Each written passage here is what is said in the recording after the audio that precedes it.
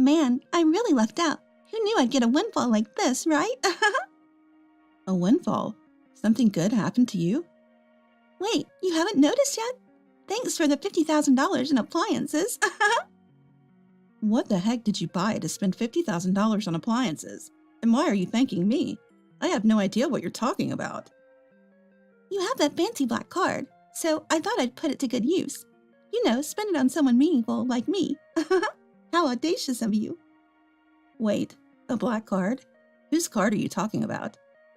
What? You're going to pretend you don't know? The card that was in your wallet.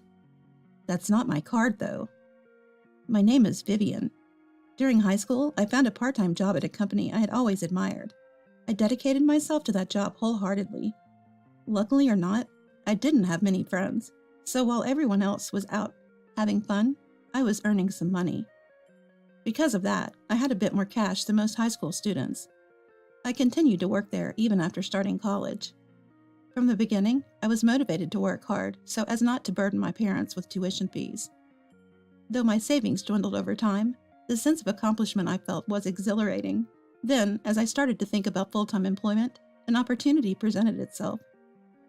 Vivian, you're always so reliable. How about working for us full-time? I was thrilled to get an offer directly from the CEO, and I accepted it without a second thought. I had dreamt of becoming a regular employee at this place ever since I first applied for the part-time position. It was the moment when I took the plunge and applied when I was a high school student, and my earnest efforts paid off. Of course, I responded immediately and went straight to work. Everyone at the company welcomed me warmly, and I felt like I was off to a great start. The company was a well-known fashion brand, even favored by celebrities. But it wasn't the kind of brand that had stores all over the place. Because of that, we had customers coming from all over the country. Upon becoming a full-time employee, I switched from sales to a public relations role at the company headquarters. The job was different and had its challenges, but I persevered with the help of familiar faces. The work was rewarding, and knowing that people had high expectations for me made it easier to give it my all. The brand was trending, and even as a newcomer, my benefits package was comprehensive. I was able to live on my own without any issues, and even paying back my student loans has been smooth sailing. I may not have the time for hobbies right now, but I anticipate having some extra cash for that once I get used to my job. That's why I've decided this is the time to focus on work and save money. I found this approach suits me, and above all, it brings me joy. However, not everything has been going smoothly, especially my relationship with my older sister, Meryl. She has been envious and critical of me since we were kids. What's the rush with all this work? Are you trying to make a fool out of me? My sister, 2 years my senior, never worked a part-time job and relied solely on an allowance from our parents. Unlike me, she had to budget carefully to make her allowance last. I don't want to burden Mom and Dad with college expenses. That's why I'm working. Plus, it's my dream brand. I wanted to take a chance. I'm not making fun of anyone. You're so proud of yourself. Stop showing off by buying all these things. Buy something for me too while you're at it. I'm not buying much, I told you. I'm saving for college. My sister always finds fault in everything and tries to justify herself in some way. Our parents were kind to her, encouraging her to take her time and think about her future. She neither listened to their advice nor made an effort on her own. Why would I work part-time? I'll use Mom and Dad for whatever I can. That's a child's privilege, right? Parents are there to be used. My sister never put in any effort, but would get jealous when I tried to do something. Both our parents and I were appalled by her mindset. Then tragedy struck. Our parents passed away in an unexpected accident. This happened just as I was about to graduate from college. While I was consumed with grief, along with our grandparents, my sister seemed merely irritable. What's going to happen to my life now? Even in such times, my sister only thought about herself. After graduating high school, she had decided to work part-time. She had no plans for full-time employment and was essentially freeloading at our parents' house. Now it seemed she would have to work. I guess I have to get a job now. That ruins my life plans. With no time to grieve our parents, we began to sort out their belongings. They had some savings, which I decided to give to my noisy sister to keep her quiet. We ended our rental contract on our family home, and I took our sentimental belongings. Like I care about that junk. You're going to throw it out anyway, aren't you? Those items are filled with memories of Mom and Dad. Hungry stomachs aren't filled with memories. Her words left me speechless. I decided to distance myself from her after giving her all the money. However, recently, she began contacting me again. Why don't we hang out as sisters? We've never really done that, have we? There's no need. I'm busy with work. You're so cold-hearted. I'm trying to be a good sister here. I don't need you to be a good sister. We're both adults now, and we should act like it. Ugh, you're so Was the gist of our exchanges. I couldn't understand why she was so fixated on me. I wondered if she felt lonely after our parents passed. But she soon proved me wrong. Open the door now. I know you're off today. Eventually, she showed up at my door uninvited. Hey, what are you doing here? Just because I'm off doesn't mean you can just show up. I cleared my schedule for this, so you better appreciate it.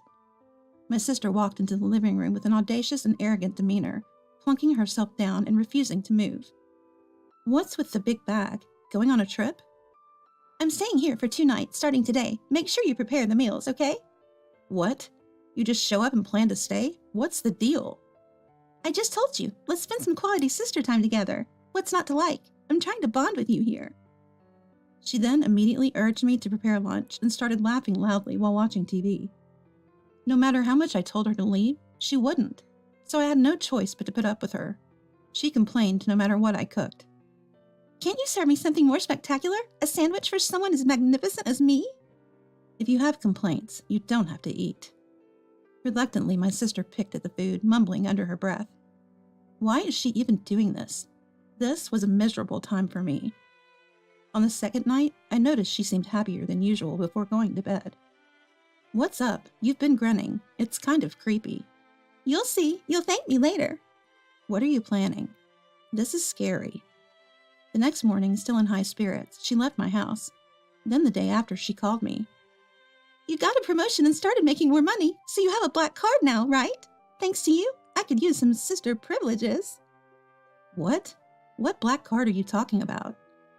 Turns out I got some unexpected income. Lucky me. What are you talking about? Didn't you notice? Thanks for the $50,000 in electronics. What? How do you even spend that much on electronics? I have no idea what you're talking about. Because you have a black card, I thought I'd use it. Who better to use it than your wonderful sister? Whose card are you talking about? Don't pretend you don't know. I took it from your wallet. That's not my card. What are you talking about? It was in your wallet, so it's yours. It's not mine. Did you touch a black high-end brand wallet? My sister told me she had rummaged through my stuff while I was showering and took a black card from a high-end wallet. But that's not my card or my wallet. Turns out, I was holding on to some items for the CEO from a client meeting the day before. We both forgot to exchange belongings and decided to do it the next time we saw each other. Sis, that's the CEO's card. You seriously spent $50,000? So, stop lying. Do you think I could even have a black card? What are you gonna do? You've stolen it and deceived the credit card company too. Huh? You're the one who deceived me. I never claimed it was mine. You're the one who lied and used it. Do you even know the repercussions? My sister finally seemed to understand the gravity of the situation and started panicking. Make it look like you spent it. This is your fault for belittling me. I never belittled you. You created this mess. You always play by your rules and hardly work. Shut up. This is your fault. All the $50,000 worth of electronics are mine, and I'm not sharing. That's not even the point here. You're just jealous, aren't you? Never knew spending $50,000 could be this thrilling. Just handle it with the CEO, will you? With no resolution in sight, I had to explain everything to the CEO. I was ready for the worst, getting fired or demoted. But the CEO's reaction was unexpected. After listening to the story, the CEO seemed a little surprised at first, but remained calm. I'll handle it directly with your sister. Can you just stand back for a bit? In my own home, it was my family who stirred the pot, so getting fired wouldn't be surprising. But my boss, the CEO, had this mischievous smile as if he had something up his sleeve. I was relieved I wasn't fired, but anxious about what might come next.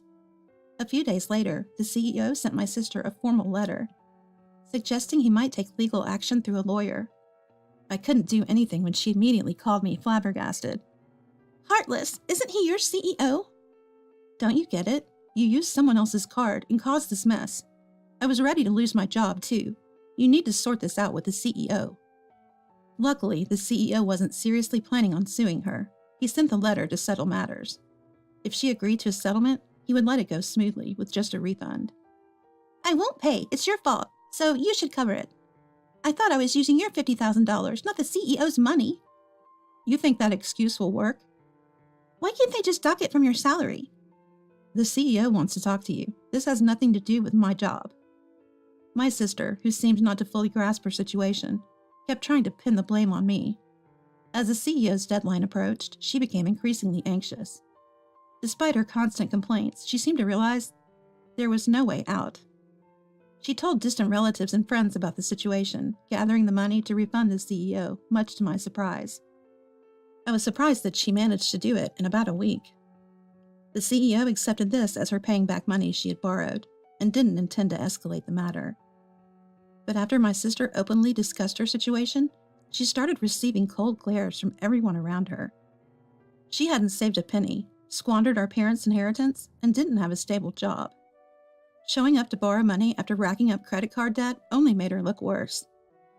It seemed like she started contacting me regularly because her inheritance was running out and she needed a new host to mooch off of. She had been borrowing money from everyone, but still refused to work, and was now looking to borrow even more. You expect me to work? You make good money. You should take care of me, and while you're at it, pay back all the debt I owe people because of your CEO. I had lost all patience with my sister, who was still acting so arrogantly. I've already given you all the inheritance. I even let you stay over because you showed up unexpectedly. I can't let you push me around anymore. I'm cutting ties with you. I firmly said that and decided to block all communication from her. I moved and started a new life, committed to moving on. As for what happened to my sister, she continued her reckless behavior, leading to a miserable life. She was so stubborn about not working that she couldn't make ends meet and no one was willing to help her. She had to resort to borrowing just for living expenses from financial institutions. The amount kept piling up, reaching tens of thousands of dollars. Relatives and friends started demanding repayment, making her life incredibly tough. She couldn't even get job interviews due to her lack of employment history, and when she did, she was hardly ever hired because of her attitude. She's barely making ends meet through part-time work.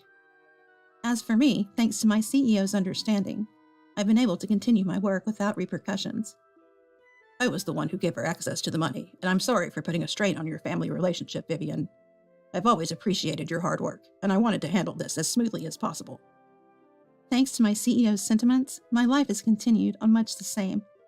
Though I hope never to face such a situation again, it was an event that made me think my life could have ended.